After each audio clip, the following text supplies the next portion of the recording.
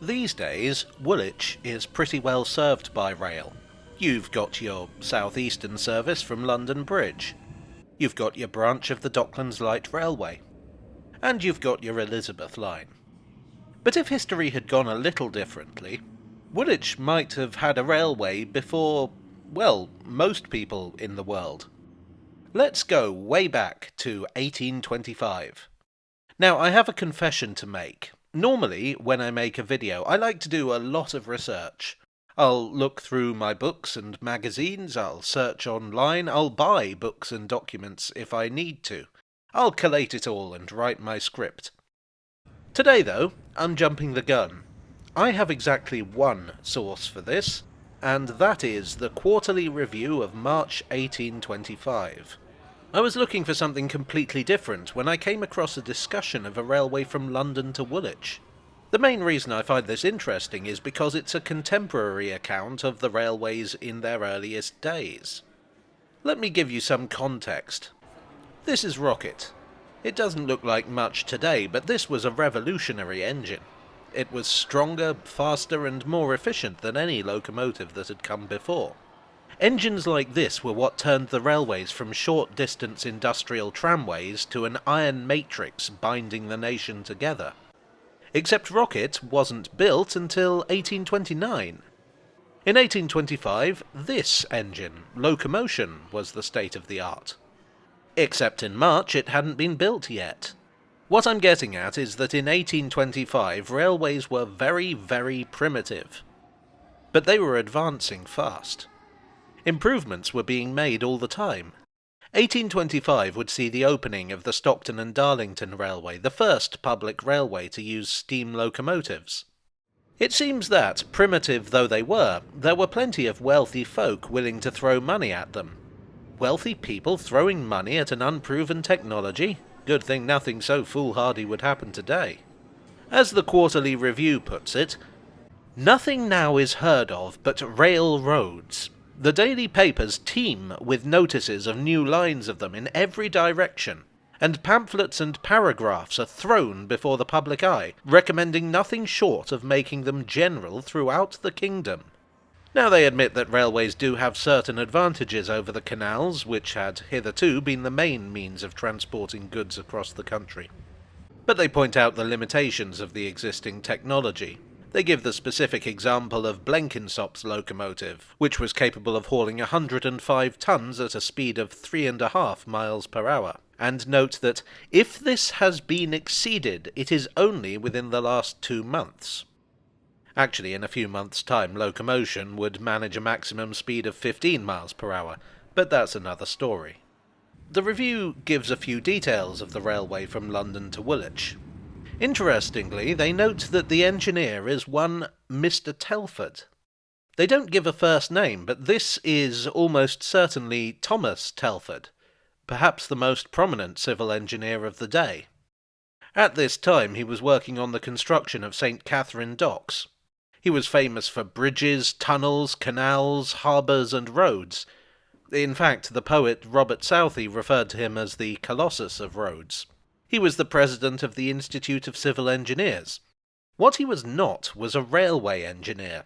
He didn't even like railways. It's not at all clear how he came to be involved with this one. There was a certain logic to building a railway from London to Woolwich. Woolwich was the home of the Royal Arsenal, which provided ordnance for the entire British Armed Forces, which were massive. The line would presumably have passed through Greenwich and Deptford, home of the Royal Naval College and a major naval dockyard, respectively. Potentially the amount of freight traffic that could be carried on such a line would have been enormous. The distance was approximately 7.5 miles, which was within the range of locomotives of the time. Still, the Quarterly Review is very sceptical.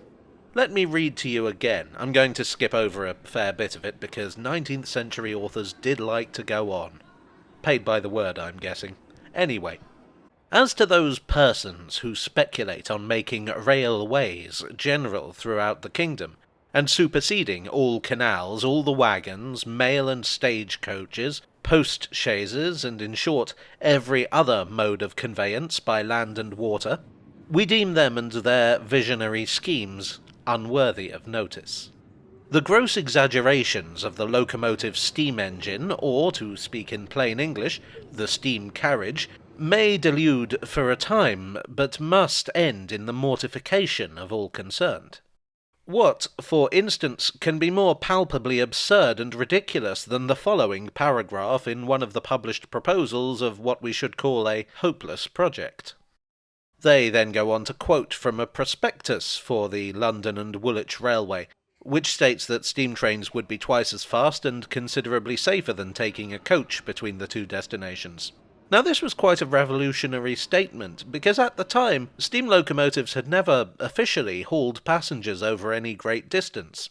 I mean, probably there had been the odd collier hitching a lift here and there, but the first public railway to haul passengers by steam would be the Canterbury and Whitstable Railway, which would open in 1829. In 1825, though, this was the stuff of science fiction. Well, science fiction was also the stuff of science fiction because they didn't have that term yet, anyway. It was all a bit too revolutionary for the Quarterly Review, who observed, "We are not surprised that Mr. Peter Moore and some of his co-directors, who probably never saw a steam engine or a railway, should put their names to such nonsense as this, but we hardly expected that Mr. Telford, the engineer, should have lent it the sanction of his, as it must be presumed he has done. It calls to mind, however, the logic by which he proved that the tide in the Thames flowed at the rate of 20 miles per hour, being a mile or two faster than the intended Woolwich steam coaches." In a similar strain, we find a countryman of Mr. Telford writing thus: "We shall be carried at the rate of 400 miles a day, with all the ease we now enjoy in a steamboat, but without the annoyance of seasickness or the danger of being burned or drowned.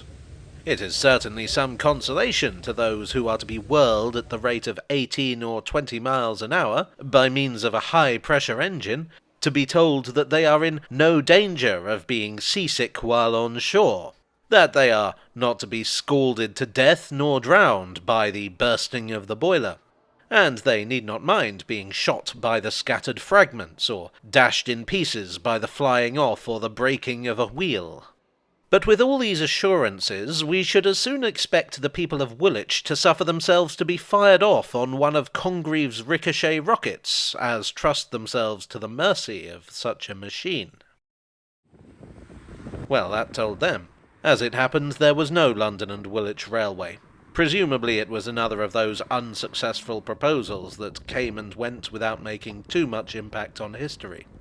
But a mere 11 years after the Quarterly Review's dismissal, London would get a steam-hauled passenger line between London Bridge and Deptford, and 2 years after that it would reach Greenwich. The passengers don't seem to have minded being whirled along at 18 or 20 miles per hour, and if any of them were thinking about exploding boilers or getting chopped up by flying wheels, they certainly didn't mention it.